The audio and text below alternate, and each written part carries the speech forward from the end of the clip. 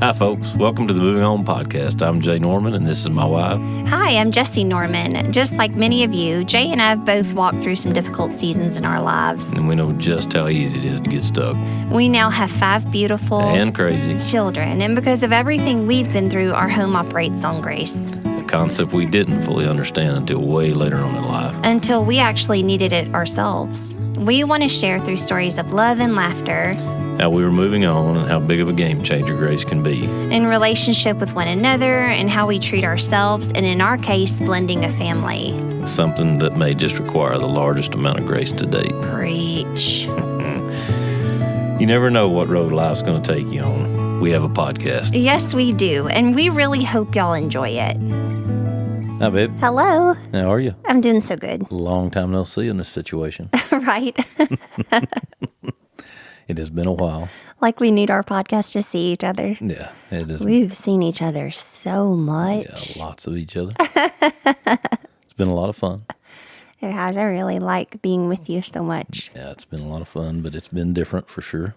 And I guess through all this, and I think we talked about part of pandemic, quarantine, whatever, the last podcast we did a little bit, just touching on it. And since then, on the farm, it's continued to rain. Yes. And it's been wet. We've had some 3-day runs in between there and kind of had a train wreck on our corn, planted a lot of corn and then didn't get it up. So we've had to go back and redo that. Fertilize wheat, did get a lot of that work done. And so now we're down to finishing up the corn really late and starting on soybeans. But that has allowed me to be home a good bit when the kids are here and allowed us to be together when they weren't either here or at the farm. Right. Our kids seem to have really thrived during all of this. I asked Cash the other day, did he want to go back to school? Because I said, you always get really upset when you have to go to school. Now you can't go to school. What do you think? What you thinking now? And he said, I love this. I don't want to go. I don't want to go back. So I'm not sure if he'll be returning to a building. Yeah, and my son, he was like, Dad, I was made for this. I love it. Really? You Yeah. said that? He I said, didn't know. He said, I'm made for this. We have spent countless hours in the creek, countless hours on the basketball court. Each of their 5 games has completely excelled. One of them can't miss if she tried. The other one is quicker on her first step than I've ever seen. And the others have just improved so much. Then a lot of that going on, and a lot of it for us too. We've played a lot for sure. Do you think there's a post-family basketball tournament that we would win at? We might need to try that for I sure. hope someone hosts one. Yeah, we have done a lot of that, and it's been a really active as far as kids goes. As far as our workouts, been a little bit up and down for sure, Yeah. and been hard to chase. We've got friends that have gone crazy and doing 2 or 3 a day. Yeah. and Yeah. we've done good in between these wild late night runs we've had when we had a little bit of dry weather, but it's definitely been a different situation. You for walk sure. through different stages, huh? It is, and for me, it's just been harder to get up early in the morning and do that when I don't have somewhere to go. Yeah, It's really hard. You told me the other day that you had gotten more sleep this month than you had since college. I haven't slept that late, till Yep. 7 o'clock in the morning for a long time. And I have, certain days, but never for an extended period of time. If any of you can't sleep in the night, just call Jay. He'll be like, "Hey, what's going on?" Yeah. He is for sure up between the hours of 2 and 4 or 1:30 and 4:30. That's usually his time that he's awake. When we were dating, if I just happened to wake up in the night, I would call him and say, "Hey, babe," just like normal. The only difference now is when I'm up, and if it's 4 o'clock, I can actually go to sleep and sleep till 7 and get a little bit worse. Before, if I was leaving at 5, I'd just go ahead and get up and leave and just wouldn't sleep. So that has been nice. And I think all this being home has brought a lot of things to the surface. Yeah. And I think everybody has different situations. For us, you're here a lot with the kids, and then even when the kids aren't here, I've been gone most every day doing something, but been home early and haven't left crazy early a lot of times. But for some people, I know that's been both parents home all day, every day. It's a lot, huh? It is. I know when we started in the beginning, we kind of assumed that any rocky relationships would get hit pretty hard. Yeah. And so a couple of divorces came through via text right in the beginning. It was so hard to hear about those. I think that people are figuring out a way to walk through that. Yeah. Where to go to get some me time. Lily took the 4-wheeler, a sandwich, a blanket, and her art supplies out into the field. Like we could see her from the house. She just needed a little more space. She had the nicest time out there, and I think that symbolizes what a lot of people are doing, whether they're going to their roof or to a closet, just to find some time. Yeah, my favorite picture or meme, whatever, the whole deal was a guy sitting on the roof, drinking beer and hammering on that board every once in a while to make his wife think he was up there working. It's so good. Yeah, that's a good one. That's Jay and I's favorite. Yeah, that's a good one. There's been some really funny ones to come out lately. Well, and I think through this, for you and I, we found out that with this situation being what it is, that we always talk about holding a rope, and I think we found a few things that maybe we were holding the rope that we really didn't realize that it's brought to the forefront. Not entirely sure why quarantine shot a huge spotlight on it. But for us, we want to think that it's the taking away of all of the distractions. Jay and I are always usually going 9-0 with basketball in the field and church. And I think that, not just for us, I think for everybody, everybody runs so hard and we're going, and now all of a sudden all that comes to a stop, and you're like, sitting there with each other and nowhere to go. It's like, everyone sit down and think about what you've done. And so we just all sat down. My friend Brenna says we were just all of a sudden left in our feelings, and a lot of us don't know what to do with them. Well, and I think for us too is like if we get into a dust up and we don't immediately solve it, if I leave and go to work and come back later that day, it's kind of worked itself out. Whereas if you're not, you don't leave, then you're kind of sitting there with it still going on. And are you still mad or aren't you? Sure. And then how do you, kind of how you handle that is different than the normal. You're not getting away from that either. But simultaneously walking through the fear of the pandemic, I struggled with it so badly the first 10, 15 days. I didn't know what to do with it. I was convinced that it was going to affect us horribly. Yeah. And it's all I could think of. And it wasn't even the normal version that I know to be of myself. It was an alternative. Right. Just kicked everything into overdrive for sure. It did. But lately we're doing pretty good and just want to be able to help. And if there's anything that you're needing, we just want to offer some things that have worked for our family. Just wanting to be a voice of, we felt the way you feel and worse. And for me, I was torn kind of both ways because the people that I was encountering going out, I mean, they're, nobody's really worried about it at all for the most part. No. And then, but we, for our kids and for our family's sake, we felt like that we needed to, be pretty serious about it. And I know that I haven't done everything exactly right. I've been in stores, but I have been really playing defense. Yeah, playing defense and using a lot of hand sanitizer and stuff like that. But I mean, it's definitely a different scenario for different people. I know. I think some people, I think a lot of people feel scared to put off the fear because they think that means they're disrespecting those that have gotten sick and lost their lives. Those two things don't have anything to do with each other. Well, and I think the media and everything else has put so much fear. It's just like all society is, you just don't want to be wrong. Right. And I mean, if it is that serious, you can't afford to be wrong. No, you can't. So we just trust in the Lord. We do our best. We have self-control. But under no means do we walk around this earth stricken in fear. And that's where I was those first 15 days. And I pray that none of you are there. But if you are, it's absolutely normal. This is scary. We have nothing to pull from, uncharted territory. No. But hopefully you're finding your way above water and you're finding what you're made of. And I'm just really proud of all of you, proud of us, proud of y'all, proud of how many days, babe? Like 25 days that we've put in, that if somebody would have said, you're going to do this for the next 3 days as a world, we would have been like, the heck you say? Yeah. There's no way. There's no way we can do that. You're now seeing that you can do that and so much more. And I want you to stop and just feel very proud of the work that you've put in to keep your family safe. It's a big deal. Right.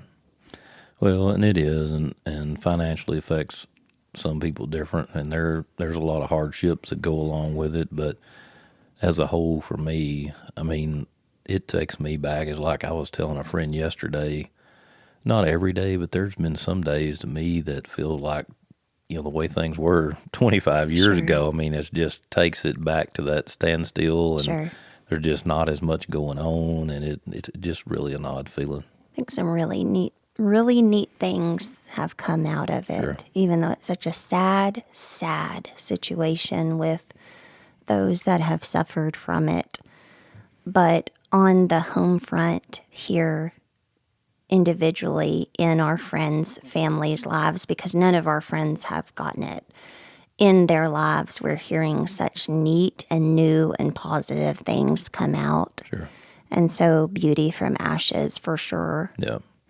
And I think for us, I mean, there was a lot of fear in those 15 days that you referred to. And there was, between you and I, there was friction there and our dust-ups that were, that elevated that and brought it up. And that goes back to what we said earlier about, we were hanging on the rope on some stuff we didn't even realize. And it brought up questions and things, what were causing these fights and caused us to have to dig deeper. And for us, that's what all this has brought to the forefront. A really good thing.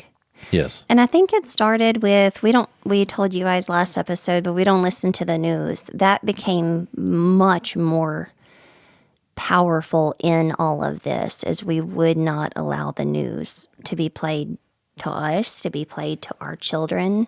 Jay would get on there on some reliable sources and kind of report to me different things, but he would absolutely edit it because I wasn't in the right space to hear anything. And our children were for sure not in the right space. There's no need for them to know anything. Was still getting some information here and there and couldn't get it stopped. And all it was doing in me was producing fear. It wasn't making me stay home. I was already staying home. It wasn't making me wash my hands. I was already washing my hands. So the only thing it was producing in me was fear. So I had to get it stopped because I had to find some boundaries. After a couple of days, I remember coming out of that no information going, it's over? Is it over? Yeah. I just had like this nice peace. I had gone from stricken to calm, and I'm a better mom when I'm calm. Jay always says our home is happiest when you're happiest. And that flooded into something else for me, which was something that you and I talk about that 10 times out of 10 triggers an argument with us. Right. And I don't know why for 3 years we didn't look at each other and go, hey fella, 10 times out of 10, when we talk about this, we end up in a pretty ugly argument. Maybe we shouldn't. Well, I think, marriages slip into bad habits. Yeah. And that was one. And part of the reason is we discussed it too. Some of the negative things give you a positive feeling. And we're talking about referencing talking. What do you call it? You go ahead. Feed the beast.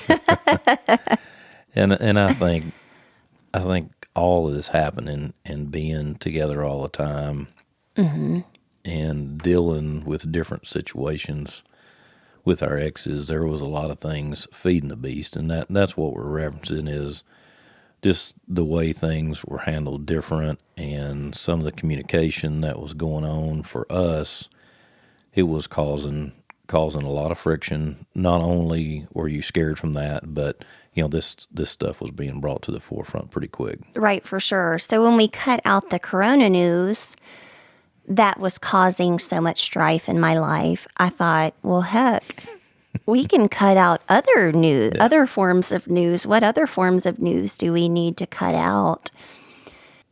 This is all my fault. Y'all know all of our topics are always my fault. And I was sitting... That's not true. It is so true. I was sitting at a table with my ex-husband, or I call it the board. I was sitting on the board with my ex-husband deciding for our three children. But I was also sitting at the table on the board with Jay and his ex, their mama. I invited myself. No one invited me. I thought I was rightfully there because I'm the mom. So I'm the stepmom and I'm the mom, which is much more in the details of the day. And so I thought, well, for sure I need to be here. Yeah. That was the most toxic thing for our blended family, is for me to be thinking I should be sitting at the table with the two of you when I had no business being there. Well, I mean, you have to be included somewhat in certain things, but some of the information that was when you were on that board that you got was definitely, I mean, like force feeding the beast. Sure. To get really wound up on things. Well, let's just be honest. If you're in a second marriage or a third marriage and you hear something negative about your spouse's ex, there is a sense of euphoria. He loves me and he doesn't like that person. Yeah. Because no matter what, in a divorce and a broken family, the kids are always wanting their mom and dad to get back together, and the ex is always wondering, does my husband want to be back with his ex-wife? Does my wife want to be back with her ex-husband? There's always this little underlying fear. And it's something that you and I have talked about personally off and on for, since we've been married, for sure. As you guys know how Jay and I are, we're wanting the healthiest version of a blended family we can find. Well, in that, those relationships have to grow. In that growth comes some insecurities. If Jay is growing his relationship with his ex-wife for the happiness of their children, I have to fight off my insecurities of, well, this is not how this has always been. Has he changed his mind? Has he had a change of heart? No, he's just trying to do the right thing. And that's a two-way street. I mean, it's the same on this side. Your relationship is a lot further along and has been for a long time, and now it's just normal to me. I don't think anything about it. Where on the other side of that, mine is really just getting worked on to put you in that position. Sure. When we were left alone to our own feelings and thoughts and nothing much else unless you, blast it with music, we were really left, I was really left thinking, why have I done this? And apologizing to Jay. And you can count on one hand how many times Jay has asked me, what did their dad say? Or what did you say? What did you decide? Or try to put his opinion in there. You can count on one hand how many times Jay has done that.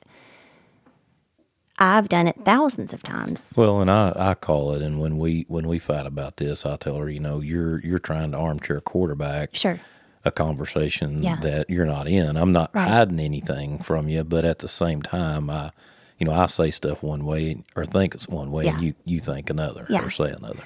Yeah, I can give you guys an example. We had a pretty tough situation with one of our children that was getting in trouble at school.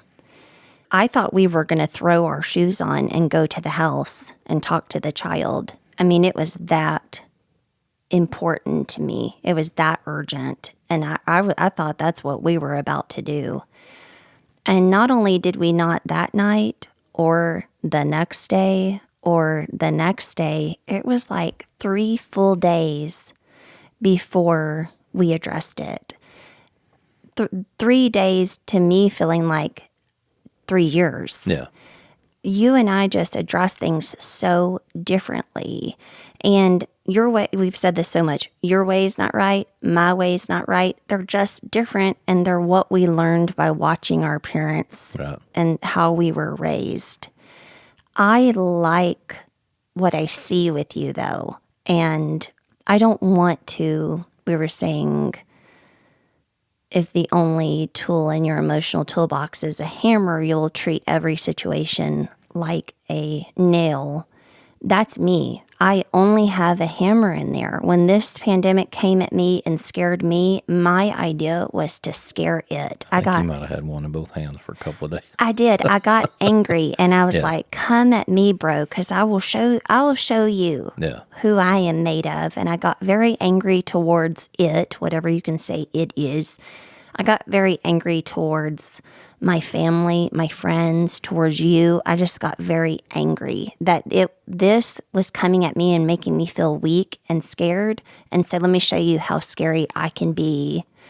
And so when I realized that, one of my best friends in Indiana, Colleen, she always teaches me about my emotional tools. And it's something that we talk about all the time in our podcast, but we don't put the label on it of our emotional toolbox. But it's something that she and I talk about all the time. And in parenting, that's all I have in there is a hammer. Yeah. And that's what you say is when you don't discipline your kids, and it bothers me because I'm just programmed to think that you should have right then. Right. You should have right then. Why didn't you call them out? And you always say, I'm not going to rip them a new one. I will address it later on. Well, that's my way of doing things is I just have a hammer. And so that is something that has come to the surface during all of this is I need more than a hammer in there. And I'm sure I do. I'm being very hard on myself right now. I think that goes back to a trigger point in parenting, certain things that you feel like right then, get that hammer out, take care of it right then. Where for me, and I've said it a lot on this podcast, if I need somebody's name or number, if I just sit back and listen, it's going to come to me. Sure. It's the same thing here, the way I see it as far as, and I'm not saying there's not times that the hammer has to be lowered. I mean, I can get upset and do it. But a lot of things, if you just sit back for me and let it happen, the kid's going to realize they did wrong. You're going to come to a situation that right then you can talk to them about. The other day you did that. Well, I want to talk to you about that because you see how this just happened. And that's, for me, I'm not saying it works 100% of the time, but that's my approach to it. Sure. Right or wrong. I like it. I like it a lot better because when I am grabbing that, when I'm hearing what's going on and I'm reaching in for that hammer and I'm about to let it fly, there's a lot of anger. There's a lot of emotion and feelings that are not fact. Well, and being bubbled up, pushed into a house and all of us being together, it festered that. Yeah. It did. It did. And I think it probably did for a lot of people. I hope so. I don't hope so, but I hope I'm not the only crazy one on here. You're not crazy. I'm just saying it's just a set of circumstances that did. And for us, we figured out that the behavior with the kids, and then we figured out that, like we talked about, that armchair quarterback and my calls and my texts, conversations that you were asking me about that I had with my ex or with my kids, we figured out that 100% of the time right now that is sparking a fight with us. And it happened several times. Mm-hmm. And after it happened that one time, the next day after one of them, I guess your light went off as to what was causing this, and you immediately text me. I was gone, but you immediately text me. Yeah, I just said, going forward, I would just rather not know anything. I would like to be now placed in the absolute dark. It has been so glorious in here. I've got my LaCroix and my blackberries, and I know nothing. And just like with that Corona news, where after a couple of days, I'm smart enough to know it's not over. But after a couple of days of not hearing a word, my mind and my heart was going, oh, I bet it's over. Is it over? Yeah. Same thing with this. As soon as you placed me in the dark, after about a day or two, only positive thoughts came. I was like, oh my gosh, I haven't heard anything. I bet you things are going so well. And I would never know. Maybe you're thinking right now, well, that's just ignorance. You're just choosing ignorance. Well, our point is, unless there's a reason that I need to know all of that besides it feels good when I hear ugly come, then there's no reason. If he does need to come to me because I do need more information to be his helpmate and help him make a major decision. But for the most part, their mom and dad are fully capable in making a decision for them. So in the darkest day, and we wanted to talk about it. We wanted to talk about that for 3 years. Had no idea I was doing it. We were going. I didn't even know it was happening. Jay's not a person that's going to call me out on it. So even if he saw it, he wouldn't have said anything. But you say you didn't. And so what we wanted to talk about today is the things in your marriage that are causing strife that you think you're stuck with and you're not. Yeah. You can put pen to paper and you can actually, like Bob Goff says, Thursdays are for quitting. Yeah. If something is not working in your relationship, quit it. Just get rid of it. And then if you see, oh, we can't because A or because B, then, adopt it in a healthier manner. But if something is constantly, don't they say you fight over the same one or two top topics for your entire marriage? Figure out a way to get rid of those topics and designate it differently, sit in another seat, go about it differently than you always have. Well, and for me, even what we're talking about, feeding that beast, I mean, I was somewhat in the habit, not really realizing I was feeding the beast, just, Well, you want me to be happy. Telling you what's going on, just being open about it. And, there's nothing to hide now and nothing to hide then. Yep. But I just was giving you more information than what you needed and not knowing that. Oh, I get it. Some of that stuff was triggering. Some of it triggered it right then. The hammer came out. And some of it, it just festered. And I mean, so it's up to me, from my standpoint, and whatever the situation is for a couple to not sit there and just feed this beast, to realize, and that's a hard habit to break too, not to sit down and tell you, hey, this happened or that. I mean, it is, because I'm your person. Yep. I get it though, because I love my ex-husband, but if I ever had anything negative to say, you were the first person, and I would dramatize it because I could see how pleased it would make you, not on the surface, but I know you, and I know that you're my man and I'm yours. Yeah. I knew if I could tell you something negative, it would just give you a little heart smile. And I feel like that's what you were doing to me. Just giving you the confidence that there was nothing, trying to zero out the security. We had zero agenda, but we were being ignorant. Yeah, we were piling on stuff for the beast and on accident and continuing, but then we're not the only ones doing it. So we just wanted to. Yeah, once that beast is fed, I mean, the beast gets mad. Yes, it's happy, and then it's turning. Oh God, it turned. Yeah. The situation is turning so quickly. Yeah, and I can see that in ours for sure. Tell him what your granddad used to say. He just would always have the saying, if you always do what you always done, you'll always get what you've always gotten. So, do something different. And that's what we were in. We were in a cycle of we talk, we laugh, then, oh gosh, we're fighting. Well, and even sometimes it would be that talk and laugh and not zero clue that I had said anything that triggered it. But, here in a little while, then I would find out that I had said something. Yeah. And so. Yeah. And I think that's personality.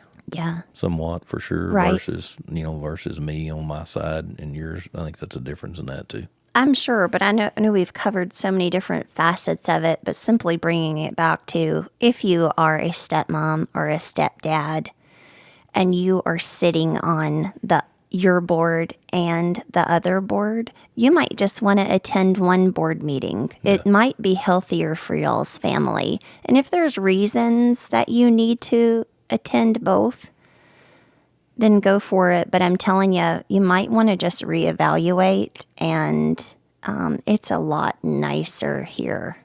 For sure. You were there the whole 3 years.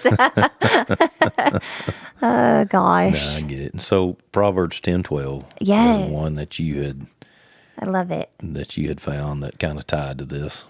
It says, hatred stirs up conflict, but love covers over all wrongs. And I think for us to just be able to back out of that situation and me not put you in it, you not put me in it, I mean, it's worth a lot. To think of respect. It is. It's a hard one to find and a hard one to break. But I guess for us, that is something good that's come out of that. There's obviously work to be done, but there's definitely good has come out of that. Should we talk about our Instagram Live? If you want to. So she asked me one day if I want to do Instagram Live, and I'm like, I guess. This is when I still didn't have any of my tools. Yeah, I said, I guess so. And not super excited about it because it's just not.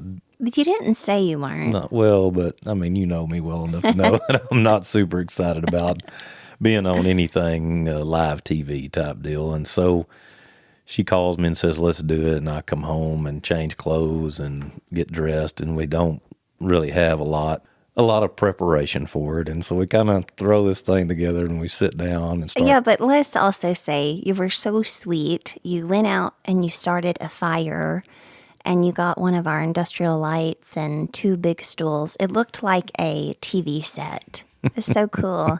And we didn't need the fire. It was hot. So I was sitting by a fire and sweating. We were on top sweating. Of that, yeah. We didn't think that through, but we hadn't been anywhere in so long. That was the first day in probably 9 or 10 where I actually took a shower, fixed my hair, put makeup on, and got dressed. So it was a nice break from the monotony of PJ pants. And so we get the Facebook Live going, and I don't know, we had several people on there. And yeah.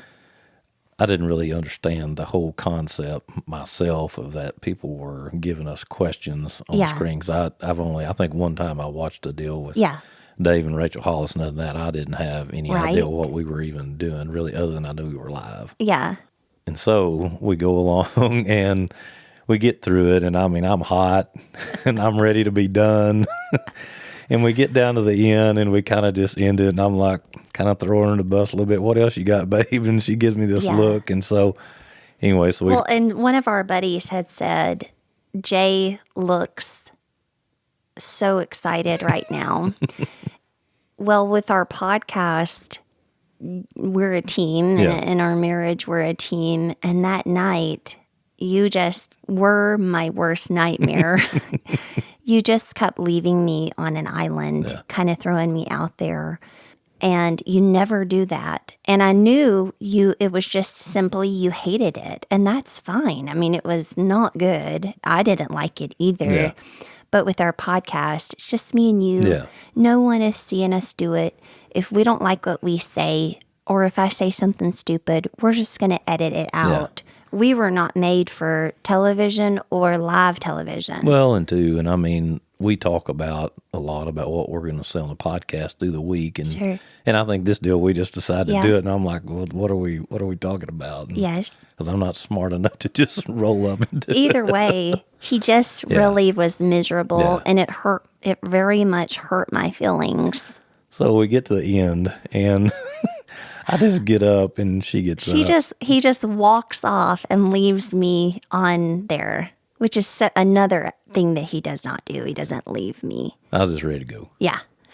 And it had been a long day too. I was just ready to go. So we had just prayed. I tried to pray as genuine as possible, but I was so frustrated and hurt with you that I just wanted to get off of there, turn it off.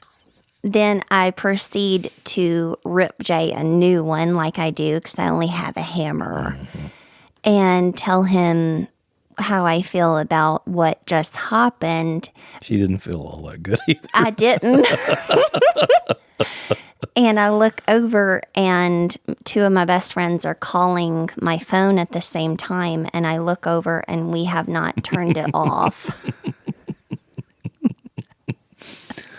Oh. And so the thousands or the nine people. Big crowd. But in my head, it was so heavy and so gigantic. I love Brene Brown. She talks about shame. And I just kept saying, I'm in a shame storm. I'm in a shame storm. I was so embarrassed. And everyone I would tell, all of my friends that I would tell, I thought they would be like, oh my gosh, that's horrible. They would just explode into laughter. And she asked me that night, what are you going to do about it? I said, hell, all I know, dudes laugh about it. And go on. And we had a date planned that night. And just like we're saying this whole time, I was empty. The date ended right there. I was trying to pour from an empty cup. I've never been more embarrassed in my entire life that the thousands of people just saw, or 8 people just saw. My mom, she's such a rescuer. She's my everything. And she goes, Jess, somebody has been standing around their whole life waiting for a believer to act like a normal person, and you just did. Nailed it. Yeah, and I was like, Mom to the rescue, but I still was having just the hardest time. My friend Ashley jumped into the rescue and into action. I don't know what I would have done without her that night. Thank you, Ashley.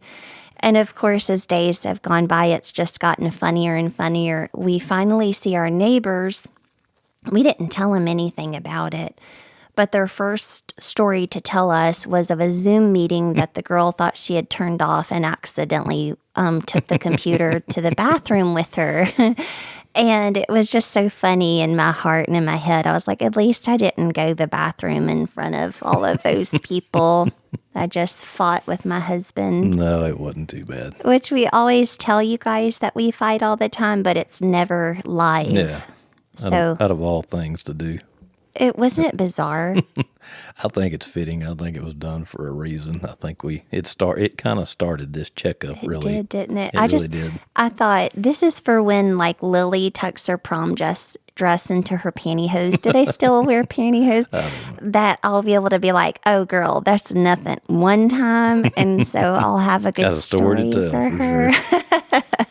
But I really do think that kind of started us. I mean, we've had a lot of things happen since then, but that's when we really started talking about it after that. Kind of got us headed down this path.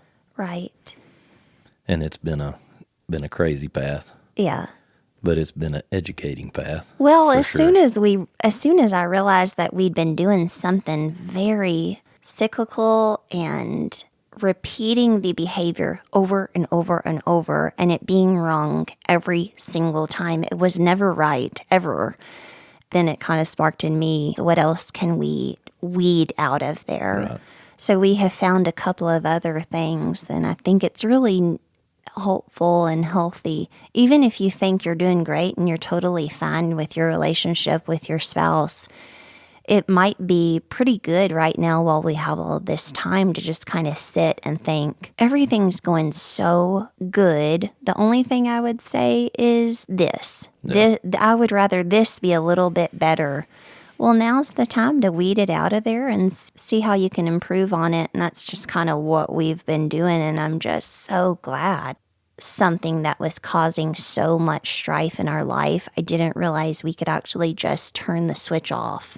And it's not that I don't want you to have a voice in what's going on. Sure. But there's just some things that don't amount to anything. No. That there's really no need 90%. For a voice. Yeah. If he is discussing with his ex-wife something that means I'm going to have the kids all day, I probably do need to be a little bit included in that conversation. But that is such a small amount of the conversations. Right.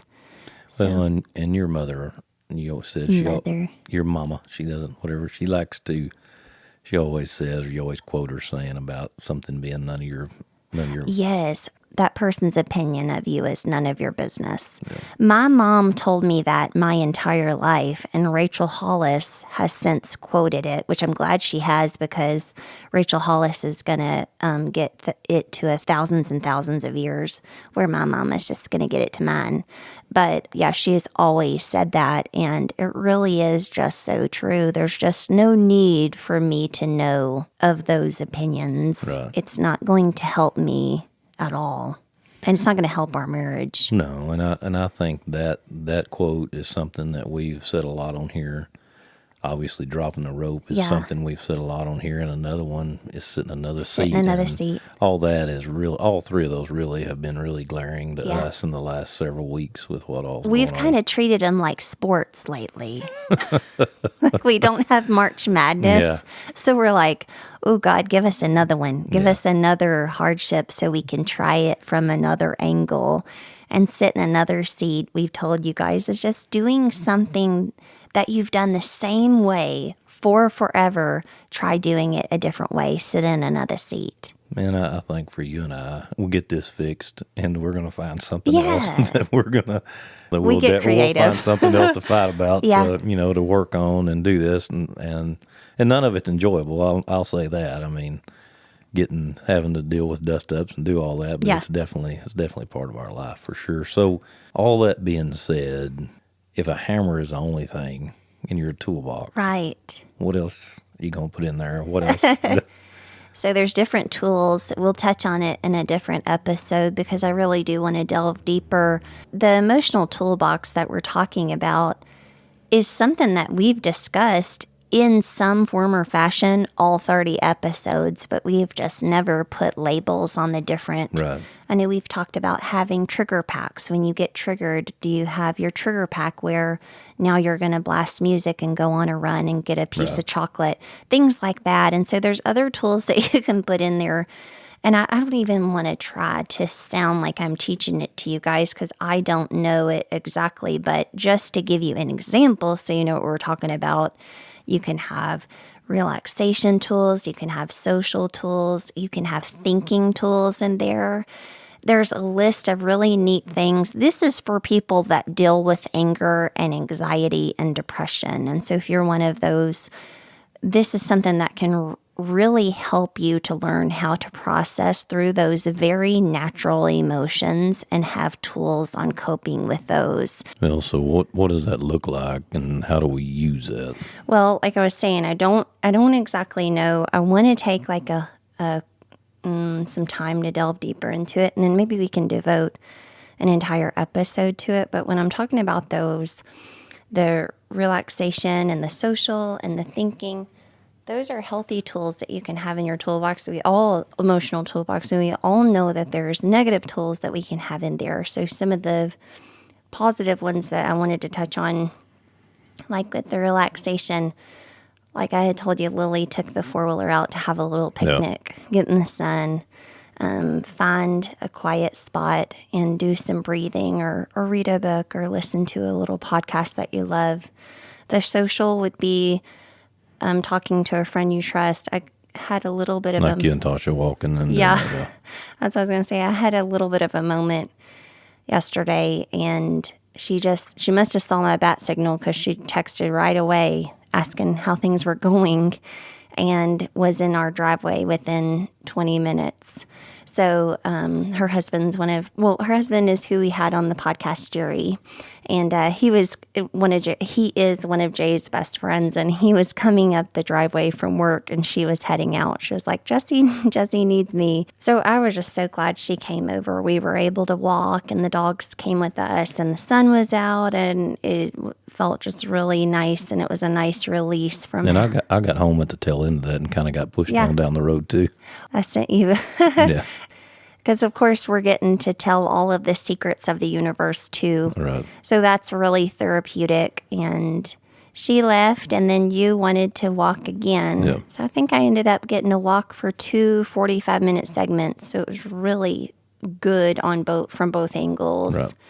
And then the thinking, one of the thinking tools, it's what we talk about a lot on here, which is trying to replace that negative self-speak with positive thoughts. And that is just something like everything else that just takes practice. But with negative tools that can be in there, that can be Right. alcohol, treating to your bed for 6-7 hours. A sweet little 20-minute nap or a shorter nap can be healthy, but Yep. hiding in your bed can be Hiding at work. hiding at work. Yep. Drugs. Yep. So those are negative tools that you use when you're feeling that fear or anxiety or panic. And what you want to do is get those tools out of there so that when you do reach into your toolbox, you're reaching for only healthy tools. Right. That's the end goal. Right. Yeah. And I know we've kind of made fun of your hammer Yeah. kind of throughout this podcast here, and I think you have different size hammers, and I think we all do, but for you definitely have a lot more tools than just a hammer. We've kind of made it out like that's all you have, but you definitely do have more and have a lot of really, really great things Thank in you. there that you use too. So I did want to point that out. Thank you for saying that. Yeah. I didn't feel bad or anything. I know that I have them, and I know we like to tease a bunch. Yeah. It's just my largest tool. And you swing it the hardest. Yeah. There we go. I was raised by a very strong dad, Yeah. and he raised me to be a strong white man. All right, baby. What else you got today? I think that is it. All right. Well, as the song says, the road goes on forever and the party never ends. I love you so much. I love you too. We sure appreciate y'all listening today. If you'd like to follow us on social media, you can search for us, Moving On Podcast. That's 3 words, on Facebook, Instagram, and YouTube. We would love to hear from you. With ways you're figuring out how to drop the ropes in each of your own lives, and even ways that you're not, hell, that's just as entertaining to us. See you in a couple of weeks.